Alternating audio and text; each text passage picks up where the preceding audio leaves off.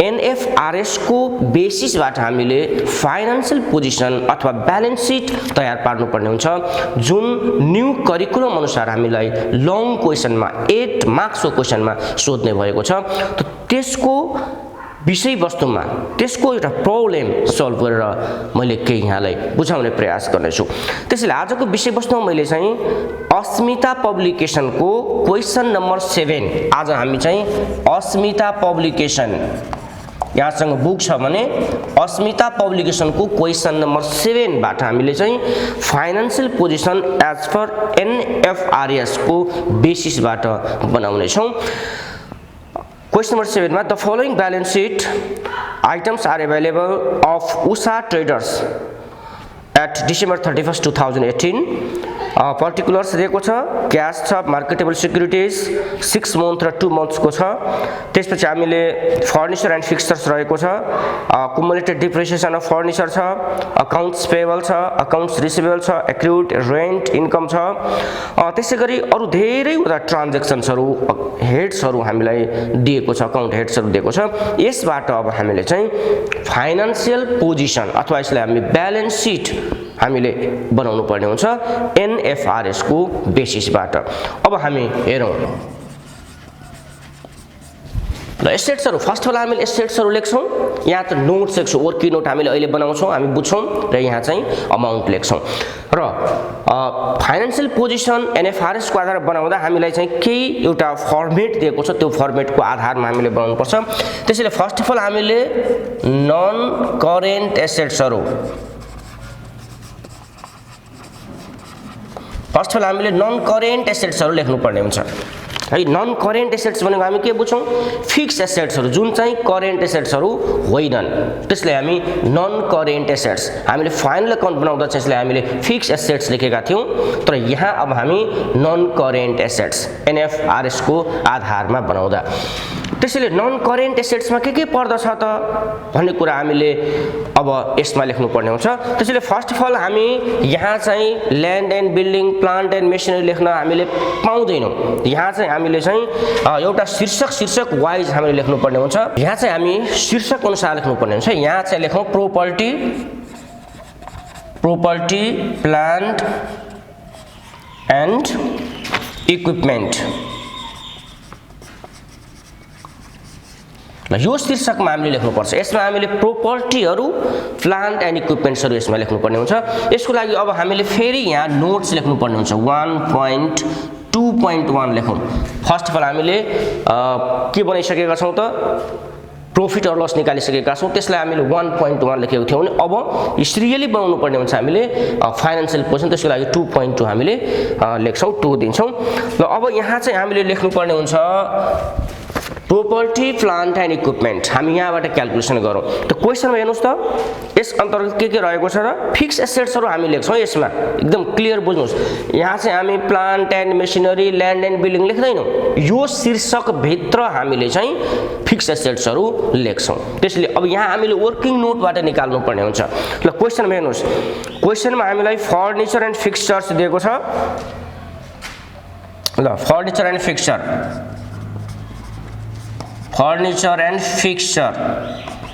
दिएको छ। कति छ? 5,84,000 फर्निचर एन्ड फिक्सचर छ। अनि त्यसको चाहिँ अकुमुलेटेड डिप्रिसिएसन पनि यहाँले देखिराख्नु भएको छ। हेर्नुस् त अकुमुलेटेड डिप्रिसिएसन अफ फर्निचर कति छ? 1,45,200। ल यहाँ चाहिँ लेस गरौँ अकुमुलेटेड डिप्रिसिएसन। ल 1,45,200।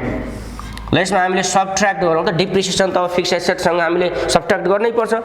सबट्र्याक्ट गर्दा हामीले कति पायौं? 4,38,800। ल यति चाहिँ हामी यो शीर्षकमा पायौं। प्रोपर्टी प्लान्ट एन्ड इक्विपमेन्ट्समा हामीले यति लेख्नु पर्ने हुन्छ। ल यहाँ चाहिँ यो हेड्स नम्बर लेखौं 2.1। ल यसरी हामीले लेखौं हेडिङमा। अब यो अमाउन्ट हामी यहाँ लेख्छौं 4,38,800 हामीले यहाँ लेख्यौं। ल यसरी हामीले बनाउनु पर्ने हुन्छ। अब त्यसपछि हेरौं अब अरु नन करेन्ट एसेट्सहरु के छ त? यो त फिक्स एसेट्सहरु हामीले लेख्यौं। अरु नन करेन्ट एसेट्सहरु हेरौं त। इन्भेस्टमेन्ट अन्तर्गत के पर्दछ त हेर्नुस् यहाँ हामीले पहिले निकालौं इन्भेस्टमेन्ट अन्तर्गत चाहिँ investment and share of Nabil बैंकमा शेयर लगानी गरेको छ त्यसलाई हामी लेखौं यहाँ investment on share of Nabil बैंकको शेयरमा कति छ 1 लाख रुपैयाँ इन्भेस्ट गरेको छ यो इन्भेस्टमेन्टलाई हामी यहाँ लेख्छौं 2.2 वर्किङ नोटमा हामीले लेख्छौं अनि 1 लाख रुपैयाँ यहाँ लेखौं अब यहाँ चाहिँ investment on share of Nabil bank लेख्न पाइएन है यहाँ चाहिँ हामीले वर्किङ नोटमा लेख्छौं र यसको टोटललाई चाहिँ हामी यो शीर्षकमा ल्याएर राख्छौं अब त्यसपछि हामी अर्को हेरौं इन्टेन्जिबल एसेट्सहरु पनि देखिरहेको छु ल अब इन्टेन्जिबल एसेट्स लेखौं यहाँ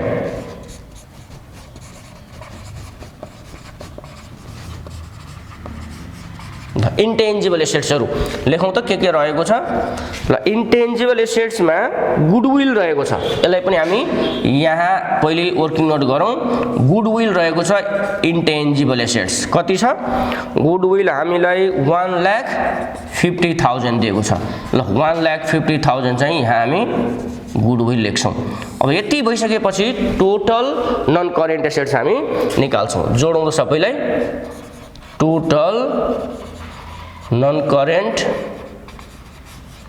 एसेट्स यो तीनटालाई हामी जोडौं कति पायौं त 6,88,800 यति हामी टोटल नन करेन्ट एसेट्सहरु फाइन्ड आउट गर्यौं अब हामी जाउँ करेन्ट एसेट्स तर्फ करेन्ट एसेट्स अब हामी यहाँबाट करेन्ट एसेट्सहरु लेख्दै जान्छौं हामीले नन करेन्ट एसेट्सहरु यहाँ लेख्यौं अब यहाँ चाहिँ करेन्ट एसेट्सहरु लेख्छौं ल करेन्ट एसेट्समा हेरौं यसको पनि शीर्षकहरु छन् है हामीले चाहिँ फर्स्ट अफ अल यहाँ लेखौं trade and other receivable trade and other receivable यस अन्तर्गत चाहिँ हामीले डेब्टर्सहरु बिल्स रिसिभेबलहरु एक्रुड इन्ट्रेस्टहरु एक्रुड रेन्टहरु यस अन्तर्गत हामीले राख्छौं त्यसैले यो शीर्षक अन्तर्गत अब हामी के छ त क्वेशनमा हामी त्यतातिर जाउँ यस अन्तर्गत 2.4 मा हामीले यहाँ वर्किङ नोट गरौँ 2.4 अन्तर्गत चाहिँ मैले देखिरहेको छु अकाउन्ट रिसिभेबल रहेको छ है अकाउन्ट रिसिभेबल लेखौं पहिले अकाउन्ट रिसिभेबल 46,000 मैले देखिरहेको छु त्यसपछि एक्रुड रेन्ट इन्कम पनि रहेको छ है एक्रुड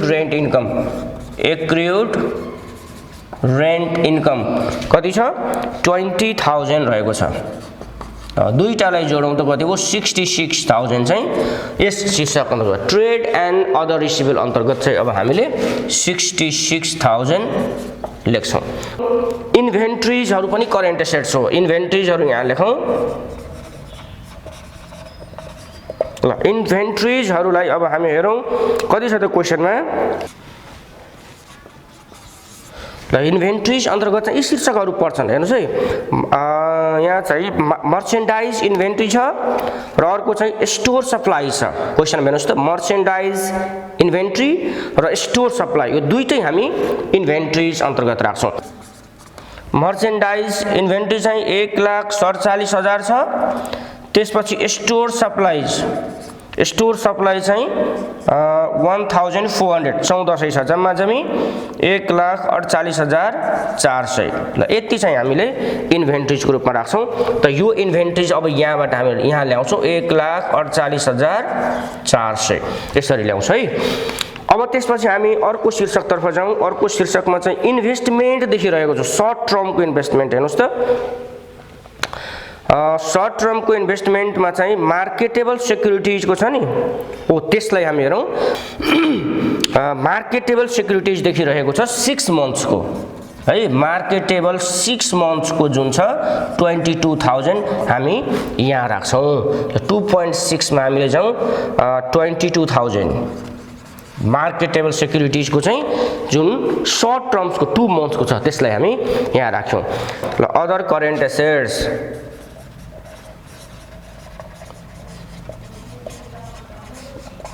ल अदर करेन्ट एसेट्स चाहिँ प्रिपेड है, प्रिपेड यसमा राखौँ 9600 9600 प्रिपेड जुन छ हामीसँग प्रिपेड इन्सुरेन्स त्यसलाई हामी यसमा राख्छौँ।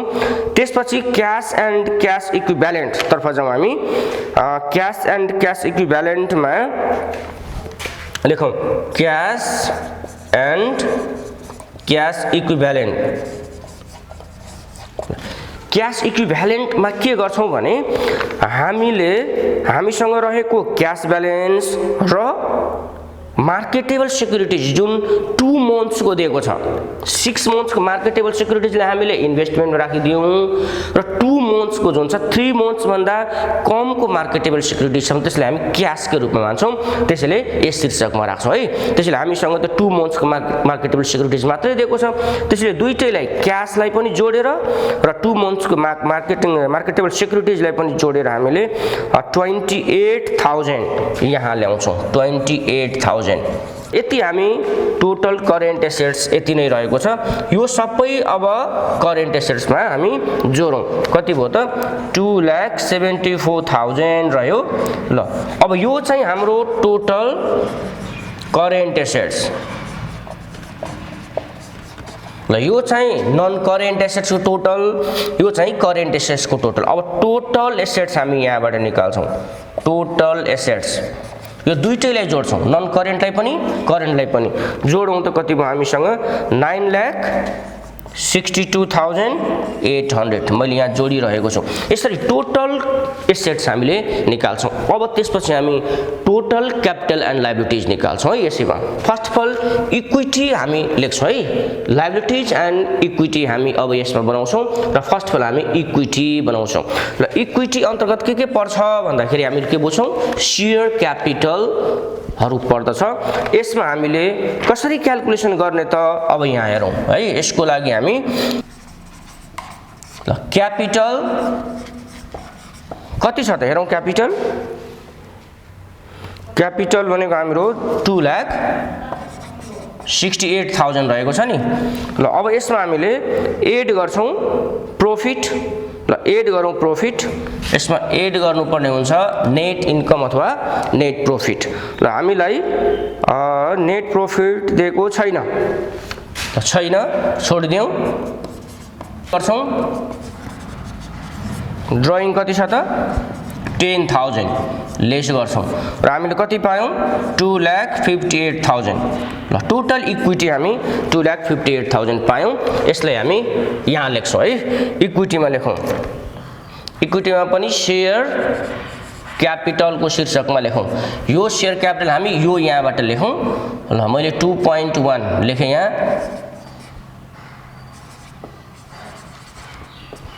यसरी हामी सेयर क्यापिटललाई लेख्यौँ।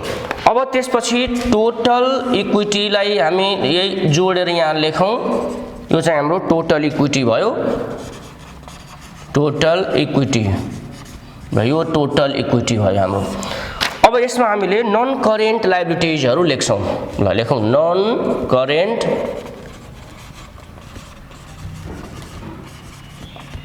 लायबिलिटिज। अब नन करेन्ट लायबिलिटिज अन्तर्गत के पर्दछ हामीले हेरौँ। लोन एन्ड ब्रोइङ नन करेन्टमा लोन जुन हामीसँग क्वेसनमा छ हो त्यो लोन हामी यसमा राख्छौँ। एन्ड ब्रोइङ,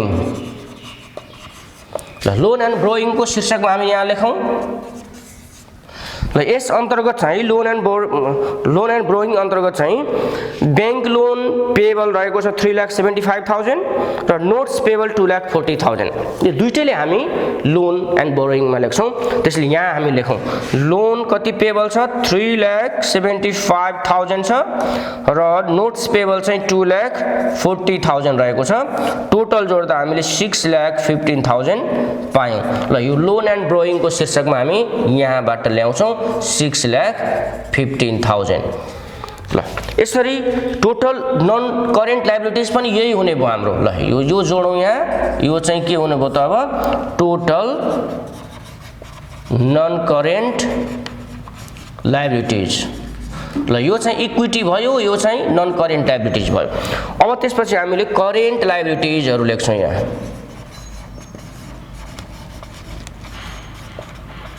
ल करेन्ट लायबिलिटिज को शीर्षकमा हेरौँ त पहिले हामी यहाँ चाहिँ ट्रेड एन्ड अदर लायबिलिटिज ल ट्रेड एन्ड अदर लायबिलिटिज अन्तर्गत चाहिँ के पर्छ त हामीहरु अकाउन्ट्स पेबल बिल्स पेबल है इन्ट्रेस्ट पेबल यी कुराहरु चाहिँ ट्रेड एन्ड अदर लायबिलिटिज अन्तर्गत पर्दछ हेर्नुस् बुकमा यहाँले अकाउन्ट्स पेबल देखिराख्नु भयो 70400 ल 2.3 अकाउन्ट्स पेबलमा चाहिँ 70400 छ र इन्ट्रेस्ट एक्सपेन्सेस पेबल मा 5000 रहेको छ 5000 रहेको छ यो के बुझ्यौ हामीले अकाउन्ट्स पेबल इन्ट्रेस्ट पेबल दुईटैलाई जोडेर चाहिँ 75,400 हामीले लेख्यौं त्यसैले ट्रेड एन्ड अदर लायबिलिटिज मा चाहिँ हामी यही लेख्छौं 75,400 यो चाहिँ 2.3 नम्बरबाट यहाँ हामीले ल्यायौं त्यसपछि इन्कम ट्याक्स लायबिलिटिज भएको छ हामीले लेखौं यहाँ इन्कम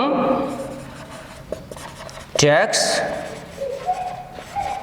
लायबिलिटिज कति छ त इन्कम ट्याक्स लायबिलिटिज यहाँ चाहिँ 14,000 हेर्नुस् क्वेशनमा 14,400 इन्कम ट्याक्स लायबिलिटिज चाहिँ क्वेशनमै दिएको छ हामीले यहाँ लेख्छौं अब यो दुईटैलाई हामी जोडौं हेर्नुस् त करेन्ट लायबिलिटिजहरुलाई जोड्दाखेरि हामीले कति पायौं 89,800 यो दुईटैलाई जोड्दा हामी 89,800 पायौं यसलाई चाहिँ टोटल करेन्ट लायबिलिटिज भन्छौं यसलाई ल अब हामी टोटल इक्विटी एन्ड लायबिलिटिज निकालौं टोटल इक्विटी एन्ड लायबिलिटिज हेर्नुस् है यो टोटल इक्विटी भयो यो टोटल नन करेन्ट लायबिलिटिज भयो यो चाहिँ टोटल करेन्ट लायबिलिटिज भयो अब यो र यो तीनटैलाई जोड्दा हामीले कति पायौं त 9,62,800 जुन के भयो टोटल इक्विटी एन्ड लायबिलिटिज ल अब हामी total equity and liabilities 9,62,800 total assets पनि 9,62,800 त्यसरी यो शीर्षकको आधारमा हामीले यसरी वर्किङ नोटहरु गर्दै नोट्सहरु बनाउँदै हामीले नोट नम्बर यहाँ लेख्छौं र एमाउन्टहरु यहाँ लेख्छौं यसरी एनएफआरएस को फर्मेटबाट हामीले स्टेटमेन्ट फर्मेटबाट हामी स्टेटमेन्ट अफ फाइनान्शियल पोजिसन अथवा ब्यालेन्स शीट चाहिँ तयार पार्छौं यसको फुल फर्मेट यहाँले बुकमा स्पेसिमेन फर्मुला दिएको छ त्यहाँबाट यहाँले हेर्नु होला र यसरी यहाँले यो क्वेशन्सहरु बनाउन सक्नुहुनेछ